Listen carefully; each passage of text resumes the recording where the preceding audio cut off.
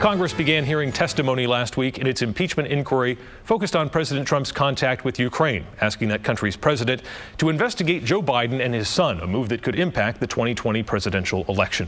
Here to discuss the very serious constitutional process the House has set in motion is Congressman Chris Pappas. Congressman, thanks for being here. Good morning. Good to be with you. Likewise. So you came out in favor of an impeachment inquiry much earlier this year, but that was a completely different subject, the Russia investigation. This is different and it's much more fast moving. So first, what's your reaction to what President Trump said in that phone call with the president of Ukraine? Well, the president is lawless, and I think he is compromising America's national security. And it's important that we do have this process that moves forward to put everything out on the table so that the American people and Congress can judge how best to address it. I think this is reckless behavior. There is no excuse for the president getting his personal attorney to go visit with a foreign leader, also with the Attorney General of the United States, to talk about concocting some sort of evidence that's going to help the president in his personal political campaign in 2020. That's inappropriate behavior from the President of the United States, and that's why we need to do some work to make sure that we can shine a spotlight on exactly what's been happening here. Does it give you any pause that the whistleblower had this prior contact with the House Intelligence Committee? Because Republicans are saying that kind of makes it look like a setup.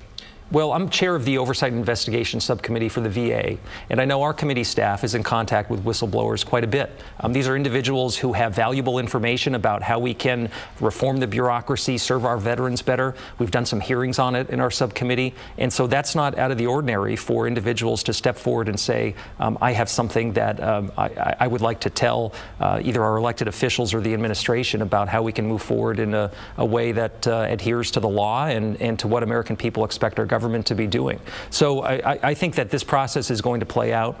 It's very clear, and the president, by his own admission, has said that he has done this, that he submitted the readout of this call where he says, I would like you to do us a favor, though, as they're talking about missile systems and foreign aid for Ukraine. So this is deeply concerning, and that's why it requires the full attention of Congress. This process needs to move forward in a fair and expeditious manner. This has to be transparent.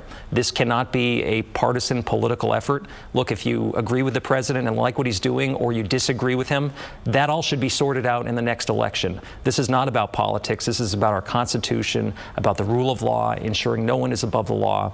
And I think we're going to move swiftly to ensure that we're protecting our national security. The president also sort of making a request of China through the media in this last week as well. To what extent, though, is something similar to what he did during the election? Russia, if you're out there listening, and then he subsequently said that was done in jest. So how seriously do we have to take the president on something like this? Well, I think you take it very seriously because it's very clear that it's not done in jest, because this is an organized effort to gin up intelligence, to gin up information on political opponents here in the United States. So he is looking for any and all help in doing that, and this is on an ongoing basis. It's happening in real time before our very eyes. So that's why we need to put up some guardrails for this president. At the very least, out of this process, we need to shine a spotlight on his behavior, draw some lines in the sand, and show that this is inappropriate. And we'll see if there's anything more severe that comes out of this inquiry. The starting point is pretty far along with the readout of that call. Do you have any concern that this is moving too quickly? We've heard some talk of an impeachment vote before the end of the year. I think that we do need a swift verdict on this. I think there is a great deal of information that is at our fingertips. We'll see how much stonewalling happens if individuals are going to be able to, come and testify before Congress in an open fashion. That is required for us to all assess this information. So I think we are moving pretty quickly. The Intelligence Committee is meeting in Washington, even as we're on a district work period for a couple of weeks. And I think if there are any critical votes that happen, we've got to make sure that we're connecting with our constituents and being very open and honest about why we're taking the action that we are. Presumably, you're going to have a Republican opponent in 2020. How are you going to respond when they make the contention that you're focused on destroying the president? Well, my focus has clearly been on veterans issues, on transportation, on the addiction crisis in New Hampshire. That's where my focus will always be. We have signed on to nearly 360 pieces of legislation in the House. We've done 260 events across the state of New Hampshire. We've done events with veterans community, with the business community. We're connecting with people any way that we can to be their voice in Washington. So that will always be our primary focus. But when you swear an oath, when you take your oath of office, you swear an oath not to a political party or any political leader, but to the Constitution of the United States. So I feel the gravity of the position that the president has put us in, and I'm not willing to turn my back on it. I just want to try to do the right thing, and the political chips will fall where they may. One last parallel issue here. We've seen one presidential candidate at least contend that the president should be suspended from Twitter. Others have said that's a violation of the First Amendment or his right to expression. But where do you stand on this? Do you think the president should be blocked from Twitter? Well, I think he should, take the advice of his wife and be best. It's very clear that he could clean up his language and stop using the very personalized, threatening politics that he pushes online that seeks to go after his opponents. It's just really beyond the pale. This is not the behavior we should be seeing from the President of the United States.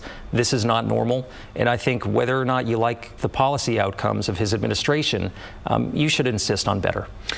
Back here in the district, PFAS, the state's new standards are in place. The EPA is obviously playing a role as well, but we're seeing lawsuits already challenging New Hampshire's rules. What's the role that you're going to play and that the federal government should play moving forward here with this serious issue? Well, I think very clearly we need federal standards. New Hampshire developed some pretty strict standards after a long period on a few different PFAS compounds that have been present in New Hampshire that threaten the safety of our drinking water. And we need to make sure that everyone has access to safe and clean drinking water in this country. And that's why the EPA needs to step up and set a maximum contaminant level. We had a hearing in our Transportation Committee recently where I asked the representative of the EPA to do just that. They have an action plan, but they haven't really unveiled the steps forward of how they're going to get there. So we need to continue to hold their feet to the fire. I've introduced legislation that looks to regulate PFAS as part of the Clean Water Act, which would stop discharges of PFAS into our lakes and rivers and oceans. And I think that's an important step forward. So we're going to look for additional federal support on this. But we also have to ensure that we're taking the steps to hold the polluters accountable and ensure that we can make the necessary investments in our water systems to protect public health and ensure that everyone has access to safe and clean drinking water. And that's why I support additional grants for municipalities in New Hampshire to be able to make the upgrades that they need. That's why I support going after those who have brought this problem to New Hampshire's doorstep. You mentioned the VA earlier. Al Montoya is moving on from the VAMC here in Manchester. I've spoken to some people who work there, and they say, well, here we go. Another leader. The reforms are just going to get washed away. Nothing changes under the sun. How do you ensure that the progress that has been made doesn't roll back and then continues?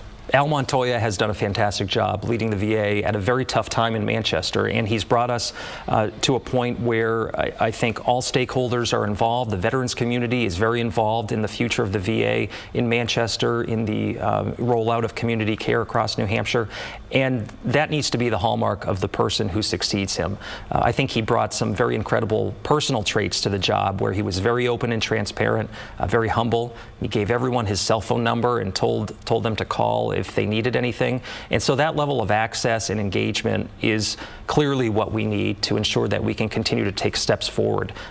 From my position on the Veterans Affairs Committee in Washington, I'll do whatever I can to help them take additional steps forward. We need to work on ensuring that we can expand access to care, particularly for those vets who are in more rural communities in New Hampshire. The focus needs to be on mental health as well.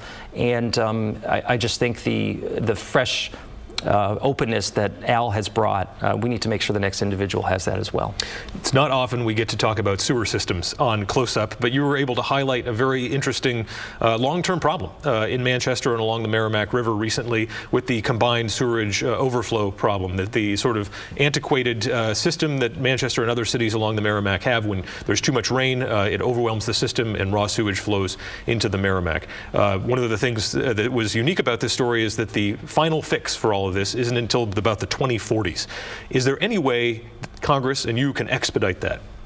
Well, there's some things that we can look at and some programs that we can look to expand to ensure that those projects can move forward in a more expeditious manner. We see nearly 800 million gallons of raw sewage that flow into the Merrimack River each and every year from some of these big storm events where the wastewater treatment systems are just overwhelmed.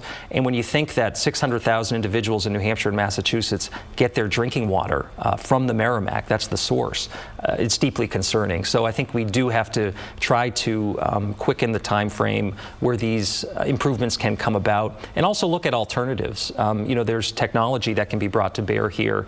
Some cities have developed smart sewer systems, and I think that should be looked at as a way to sort of lessen the need for these big infrastructure upgrades and bring in some technology into that space. All right, Congressman Pappas, thanks for joining us on Close Up. Thank you. I think we'll all be watching Washington closely in the months ahead. Thanks.